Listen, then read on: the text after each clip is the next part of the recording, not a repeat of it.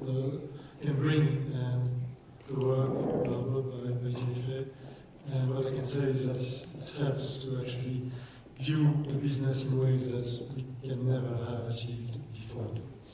Right, so it's always very enriching to get the views of international speakers, and our next speaker actually comes from Iran to share his experience about fintech progress and opportunities in that country. So I'm very pleased to welcome on stage Mr. Nima Amirshekari.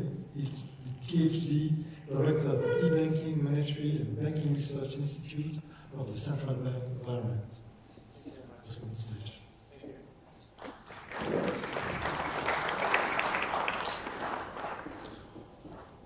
Hello, ladies and gentlemen. I'm here to share my experience about Iranian fintech market with you guys here in Europe. Well, I'm going to talk about Iran's fintech progress and opportunities. And as you may know, Iran is a country in the Middle East, which well, is one of the oldest civilizations in the world, which you can enjoy all 4 seasons. And this country is the second oil and gas producers in the world, and the 3rd biggest film industry exists in Iran after Hollywood and Bollywood. We are the fastest growing tourism since 2016 after the sanctions just lifted up in Iran. And by the way, we have good sports like wrestling and powerlifting. But this country was just isolated in the world for almost 4 decades. So this has been some special situation for this country. Let me talk in numbers. The population of Iran is almost 79.7, which is almost the same as Germany, which is the largest population of European countries. GDP nominal is around $438 billion, and GDP per capita is around 5,383. So unemployment rate, we have 12.7, and inflation rate of 9.6, and the good news is that about interest rate of the banking system is about 18%. So it's something good to invest in. And if you want to talk about fintech industry in general, so you know fintech comes with the generation Y and generation Z sort of thing, sort of population, and Iranian pyramid shows that most people live in Iran are between 20 and 34, which is quite good, and the consumption of technology is quite high in this range of people. So, I'm talking about a message here. I'm talking about a message that Iran's fintech and Iran's generation, population and generation, is a quite good and big and large market for investors and for fintechs. But this country had an experience of 40 years of sanctions. In 1979, after the revolution in Iran, we faced the sanctions. The first sanctions started by US government in 1979. After that, in 1996, banking sanctions started in Iran, so that's why we don't use international credit cards here in Iran now. But after a while, again, foreign investments started to grow, but again, some additional sanctions just were in place in 2006. And again, after some other countries like China and Russia started to invest in Iran, again at 2012, we had the highest sanctions, and specifically on central banking, and Central Bank of Iran just were sanctioned by the whole world. So this situation is just lifted up in 2015, in July 2015, after JCPOA, which was something good for the country and also for the world. And I'm talking about this message that this market of 80 million people is now open for business, and especially in banking, in fintech, and so on. All the banks are coming to Iran now for negotiating, And this is a good time to invest, and this is a good time to start business now in Iran, international businesses. So these sanctions had some cons and pros during these 40 years of, almost 40 years of sanction. We had difficulty in access to technologies, and on the other hand, we developed our own local standards and technologies. This was something bad and something good instead.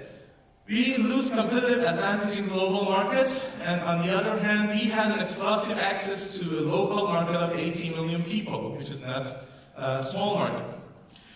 We didn't have on-site support for hardware and software, no big brands, Oracle, IBM, and Sun or something was there in Iran, but on the other hand, we used their technologies, we used their documentation, and sometimes we used their old hardware and software, and we actually had some self-trained engineers which are quite good and quality engineers that can do and resolve all problems themselves without the help of the original company.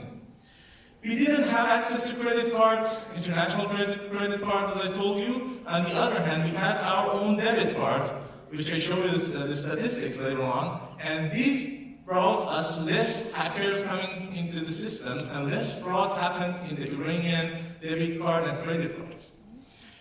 Well, we ceased support, the big companies ceased support after sanctions about legacy systems, and on the other hand, we redesigned, our engineers redesigned and redeveloped systems and re-engineered many of them, so we have our local working software and hardware right now in Iran. But the message is, again, this market is now, after 2015, is open for business again. And some people may remember when China just opened the doors to the world, and what happened to the first coming countries and first coming companies that started to work in China and had quite good interest. Again, some statistics and numbers. Mobile subscribers, 133 million. 101% almost mobile penetration, active users. 3G and 4G penetration of 51%. We have broadband subscribers of 11 million, broadband penetration of 13.8%, smartphone penetration of 75%, which is quite high among the region. 34 banks are operating in Iran right now, almost 334 card holders, most of them are debit cards.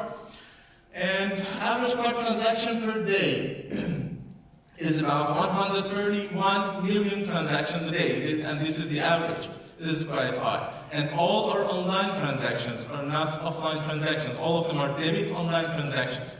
Mobile transactions per day are almost 5 million, more than 5 million. And average high-value interbank, which is RTGS, ACH, and check imaging system, 8.5 million transactions a day.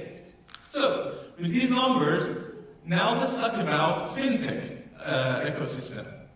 Well, it's really difficult to change the current environment of banking, which is so traditional right now, and this is quite difficult job to change them in order to face the new technologies. But on the other hand, Fintech is there to disrupt many things and bring some new technologies, some new processes, and new use cases for these financial services. So, you all may know the Gartner hype cycle of banking transformation. There are some technologies coming up. This is, I think, for 2016 or 15. And I just want to say that Iranian market is following this hype cycle as well, but with a phase lag. We are also following in Iran, although we were sanctioned, although we were banned to access to many documentation, technology, and something on, but in general, engineers, people, managers, banks, and so on are following these trends. And if I want to talk about the topics, the hot topics on FinTech, I can name open banking, which is quite popular in Iran right now, ATM video banking, or we call it VTM, video teller machines. We have more than, I think, 1,000 video teller machines across the country. Social messaging app wallets. Both banks and fintechs are working on that. We have quite popular, some of them. Mobile-originated proximity payment systems are there in Iran, and most of our POS devices are NFC-enabled. Personal financial manager apps, and also almost all internet banking and mobile banking software are working on this PFM sort of thing. Logical data warehouse and business intelligence, especially in the private banks, and peer-to-peer micropayments, which some of them are quite useful right now and popular among the young people, and personal funding. These are the hot trends of fintech right now in Iran. And if I want to share with you some brand names and the fintech ecosystem of the country, I just segmented into online payments, exchanges, and remittance services, wallets and P2P, and also lending, PFM, and banking and money management. So you can see many brands here. We have almost 12 payment system providers, PSPs, that are working on the national switch of the country. And we have many online other payment systems that work quite like PayPal and other online payment service providers. We have exchange and remittance even on Bitcoin. We have so many online exchange services. And the most important one in wallet and P2P is money, which is booming right now, is rocking right now. On the P2P payments, it's quite like Paytm in India, if you know about it.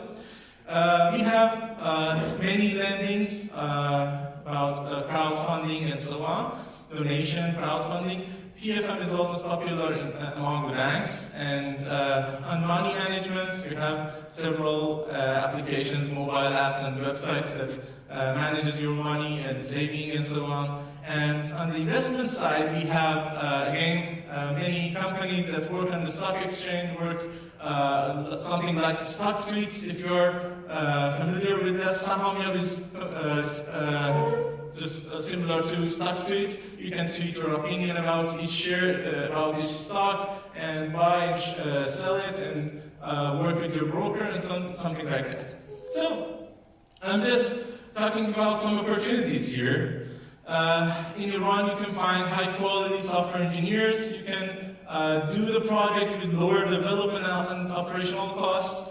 A fast-growing tourism industry helps you to serve them financially and also for their tourist attractions. We have less R&D costs, marketing size of 80 million people, and most of them are Gen Y and Gen Z, which is quite a good market for fintechs. Very strategic geopolitical location, being in the hub and between the European and Asian countries in the middle of almost the world. And high demand of quality financial services, because during these years of isolation, we lack of high quality services, international services. Definitely the demand is there, so everyone that is working in these kind of technologies and services is always welcome. And also the country is very much banked country. I mean, almost everybody older than 18 years old has at least one bank account there in Iran, and at least one debit card with him. So this is opportunities in Iran, and I just want to welcome everyone, including fintechs, including investors, venture capitalists, startups, and even banks and international big firms. All have some opportunities, and after 2016, the doors are open, and banks are now coming, fintechs are now coming, many huge investors are coming, many consulting firms are now here in Iran, opening their contracts, and actually some of them are coming back after some projects or after some durations. Again, they are coming back to work in Iran. And I just wanted to give this message to people here about the reopening of such a market. Thank you very much for listening to me, and my email address is there if you want to ask me some question here or later on. Thank you very much. This was mostly interesting, so lots of opportunities to be seized. Thank you. Thank you.